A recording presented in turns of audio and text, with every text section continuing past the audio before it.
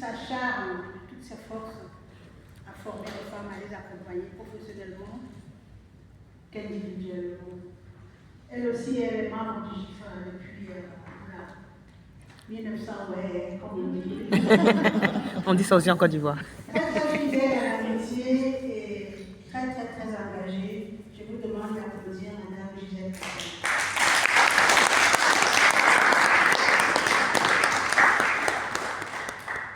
Je vais merci à Princesse Marie-Thérèse Alterman pour m'avoir associée à ce projet.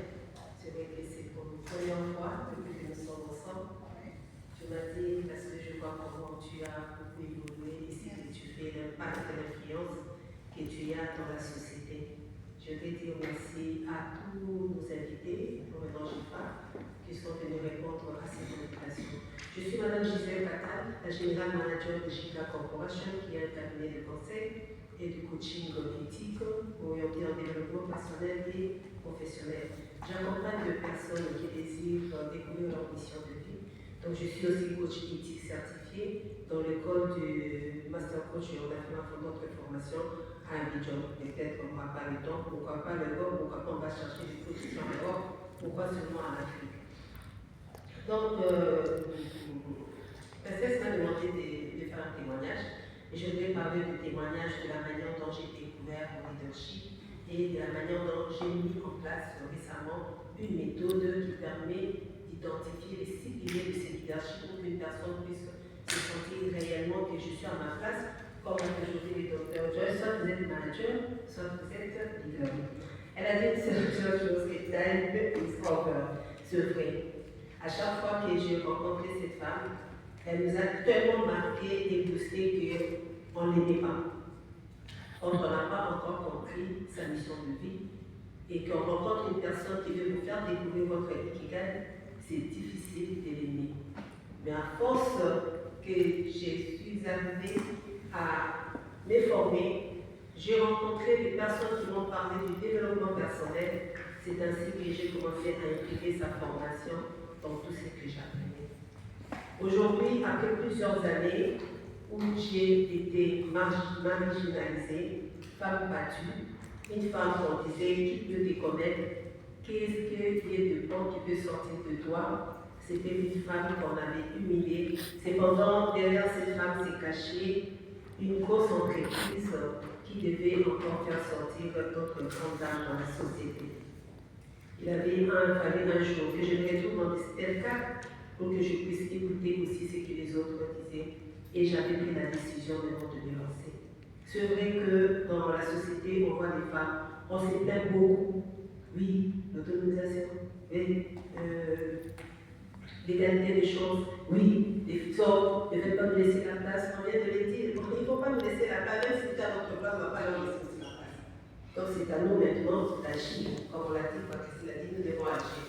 Et je suis entrée en action, j'ai commencé d'abord par me former. Et lorsque je suis entrée dans la société civile, je voyais, on me donnait des postes qui me permettaient de diriger, mais je n'avais pas de compétences. Et je sentais que j'étais en manque et je suis allée maintenant à la quête de cette recherche de manque pour que je puisse bien me positionner, que je puisse avoir le même discours que les autres. À l'âge de 46 ans, j'ai repris l'école. J'ai pris le courage. Et lorsque j'ai repris l'école, j'ai eu ma licence en business administration dans la filière stratégie management. Et à partir de là, tout avait changé.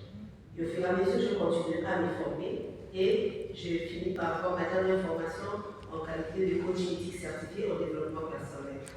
Et un jour, dans cette formation, on nous permet de créer des outils pour permettre de bien nous exprimer.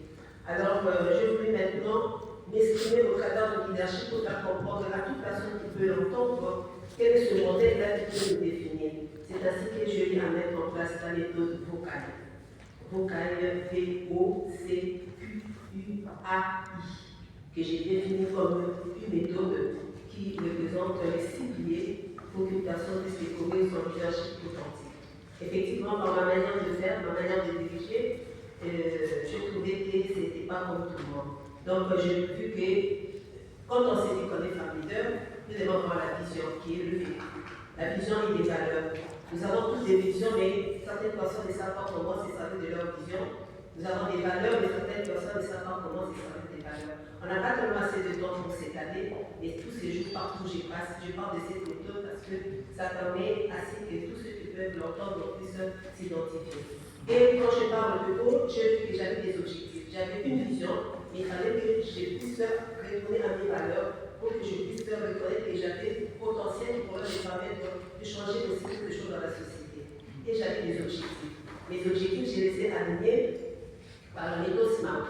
Donc, j'ai spécifié mes objectifs, et puis je les ai mesurés, je les ai calculés, et puis je les ai fixés dans le temps. Ainsi, je suis maintenant allée pour rechercher la compétence. Sans compétence, je pense que c'est difficile que nous puissions avoir des impacts et des influences dans la société.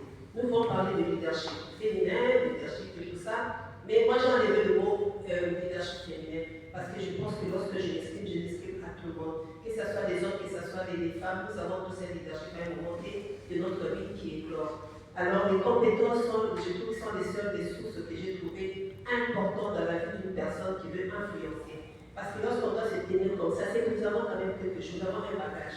Et c'est ce qui a été mon parcours. Je suis allée apprendre et je suis le fruit de la formation. Je suis le fruit de la formation sur le développement personnel et c'est ce que je donne à la société. Et après, il y a eu le but, la qualité, le leadership qui n'est pas accompagné de la qualité, de l'excellence. Ça sera toujours un leadership voué à l'échec. On peut pas, c'est pas l'argent. Le leadership, c'est pas l'argent, c'est pas une position, non. Donc, il faut aussi avoir des compétences et avoir des outils qui vous permettront, même si vous n'avez pas de moyens, vous pouvez écouter devant des personnes, ouvrir la bouche et parler, c'est que vous avez été sorti, pouvoir toucher une personne et cette personne pourra vous accompagner ou vous donner l'argent que vous n'avez D'avoir pas. un impact. Et ensuite, je parle de U, qui est un style unique. Pour les personnes qui voient comment je fonctionne, j'ai un style unique que j'ai mis en place. Il y a 3 ans que je viens de mettre en place un centre de formation pour accompagner les femmes dans le développement personnel. Nous avons parlé de la confiance et de l'image en soi. Il y a tout un module, des modules que nous avons mis en place pour former la personne, une personne qui sort de notre centre de formation et réellement transformée.